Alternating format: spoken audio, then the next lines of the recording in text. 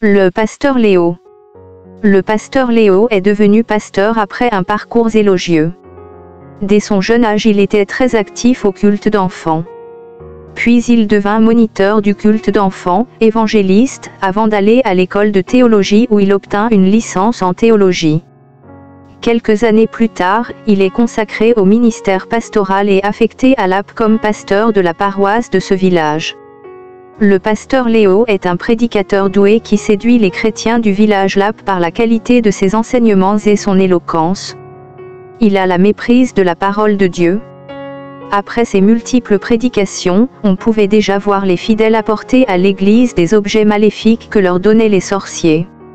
Cette situation commençait à inquiéter les sorciers qui voyaient le pasteur et l'Église comme un obstacle pour leurs activités. Il est question d'amener Léo à quitter le village.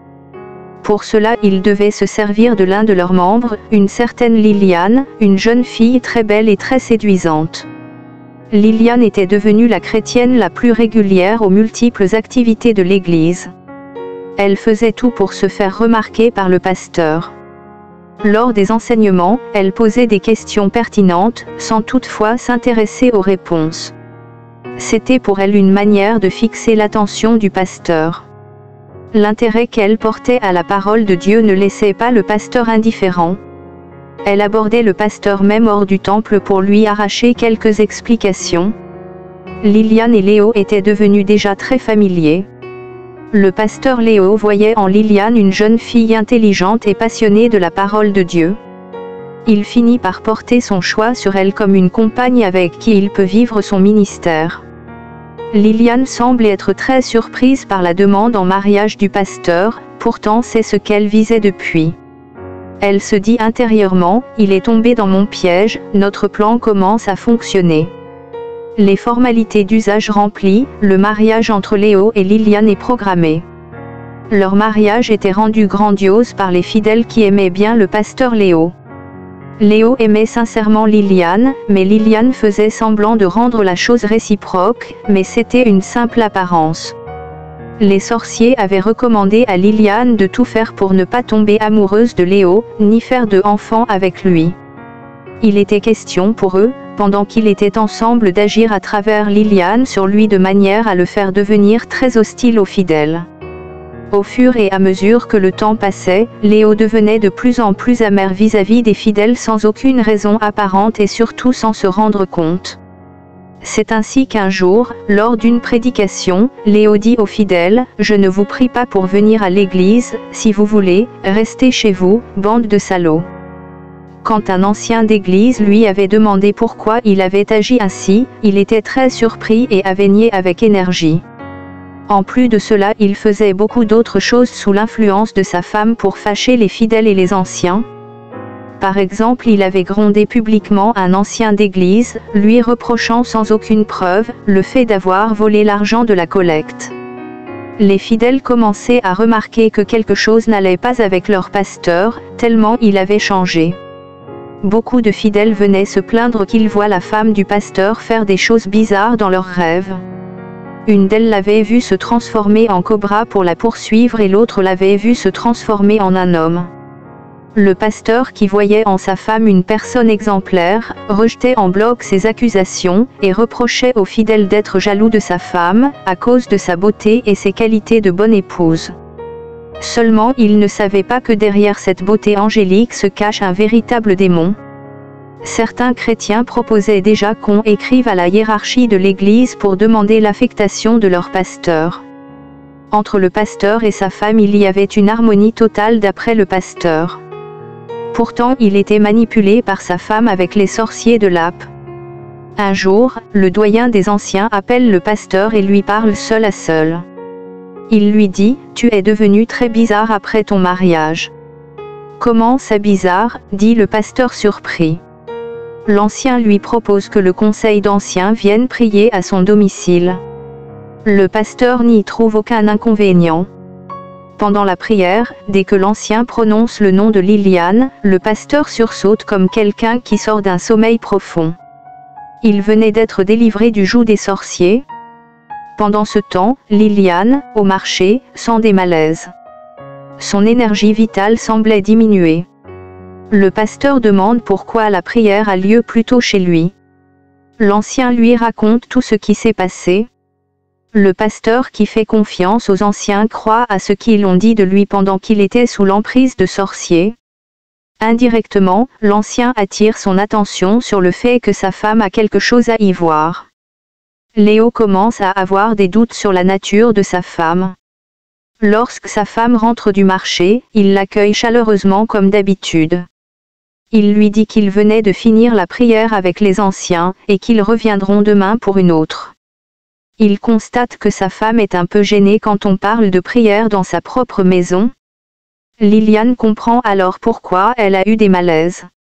Le lendemain, les anciens se présentent de nouveau. Son mari lui propose de les rejoindre à la prière. Elle lui dit qu'elle vient de recevoir un appel urgent concernant la santé de sa mère et qu'elle doit aller immédiatement. Léo n'insiste pas. Mais il trouve bizarre que la femme d'un pasteur fuit la prière, pourtant il devait saisir l'occasion pour demander que l'on intercède pour le cas de sa mère avant de partir. Le pasteur commence à comprendre qu'il ne connaît pas du tout sa femme. Il donne raison aux fidèles qu'il avait cités dans les actes de sorcellerie. Mais pour le moment il garde son calme, car ce ne sont que des suspicions. Dans la nuit, Léo voit en rêve deux gros cobras lui barrer le chemin pendant qu'il se rend à l'église. Il se lève, prie encore intensément et demande à Dieu de lui permettre de dévoiler son vrai ennemi. Une fois couché, il voit en rêve Liliane sur son lit, lui disant « Léo, pourquoi me combats-tu, ne suis-je pas ta femme ?» Léo répond « Je ne te comprends pas, quand ai-je combattu ?» Pendant ce temps, elle se transforme en un gros cobra. Léo se réveille, prie Dieu et le remercie pour lui avoir révélé son adversaire. Sa propre femme qu'il aime de tout son cœur. Qu'est-ce qu'il faut faire? Faut-il renvoyer Liliane ou la dénoncer? Il se rappelle de la parole du Christ qui disait qu'il est venu sauver les âmes perdues. Sa vraie mission pastorale va commencer maintenant. Il est question de sortir Liliane du monde des ténèbres et faire d'elle une vraie enfant de Dieu. Si ce n'est pas le cas, il a échoué dans sa mission. Le matin, il convoque le conseil d'anciens et lui propose un plan de délivrance de Liliane, lequel est approuvé à l'unanimité. À son retour, Léo accueille Liliane avec la même chaleur que d'habitude. « Comment va ta mère ?» demande-t-il. « Elle va mieux, » répond Liliane. « Est-ce qu'il y a quelque chose que je dois faire ? » Non, reprit Liliane, ça va aller. 2 jours plus tard, les anciens arrivent encore chez le pasteur. Seulement en les voyant, Liliane se sent mal à l'aise. En réalité, la maladie de sa mère n'était qu'un prétexte. Elle était partie rendre compte à ses pairs sorciers de l'évolution de la situation, pour un changement de stratégie. Leur objectif est de faire partir le pasteur du village. En même temps, de son côté le pasteur cherche comment faire pour affranchir le village de l'influence des sorciers.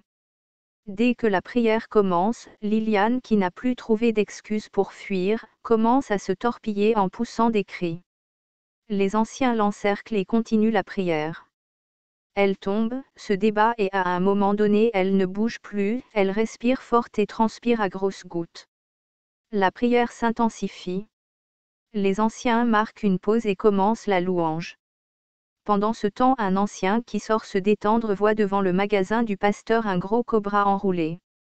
Il alerte les autres qui sortent tous du salon. En les voyant, le cobra se place en position d'attaque. L'un des anciens, qui est un chasseur de profession et connu pour son bravoure, leur dit « Le combat est passé de la dimension spirituelle à la dimension physique.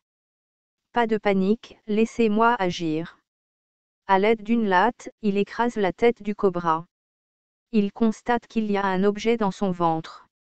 Il décide de l'éventrer. Il tombe sur un flacon contenant un bout de papier sur lequel figure le nom du pasteur et ceux de 3 anciens. Il brûle le cadavre du serpent et verse la cendre dans les toilettes. Du retour au salon, Liliane était devenue consciente. Elle se confesse aux anciens. Elle dit que les sorciers avaient décidé de se débarrasser du pasteur et de certains anciens. Ces derniers devaient être mordus chacun à son tour par le cobra tué. Le cobra venait déjà commencer par le pasteur, mais la prière l'avait influencé et il ne se retrouvait plus. C'est pour cela qu'il s'est exposé en plein jour. La recommandation donnée par les sorciers à Liliane était de ne pas les trahir, au risque d'être elle-même victime. Le temps que Liliane avait passé avec son mari lui avait fait changer la manière de voir les choses. Elle était tombée amoureuse de lui. C'est pour cela qu'elle est revenue chez le pasteur après le verdict des sorciers, malgré leur opposition. Après l'avoir écoutée, les anciens avaient encore prié pour elle, pour couper définitivement le lien avec les sorciers. Après cette prière, Liliane était devenue détendue et à l'aise dans sa maison. Avant de rejoindre leur domicile respectif, les anciens avaient appris le décès du chef des sorciers. Sûrement ce décès était lié à celui du cobra abattu. Au culte du dimanche, Liliane avait pris la parole pour se confesser en plein culte. Elle avait confirmé ce que les fidèles disaient d'elle au pasteur. L'assemblée l'avait appréciée pour avoir dénoncé les sorciers et avait prié une fois de plus pour elle. Liliane continuait la vie de prière sincère avec son mari. Elle avait fait des enfants avec son mari et elle menait avec eux une vie de sanctification. Le pasteur Léo, par le concours des circonstances, avait réussi l'une des missions de son ministère, affranchir les fidèles de l'emprise des sorciers.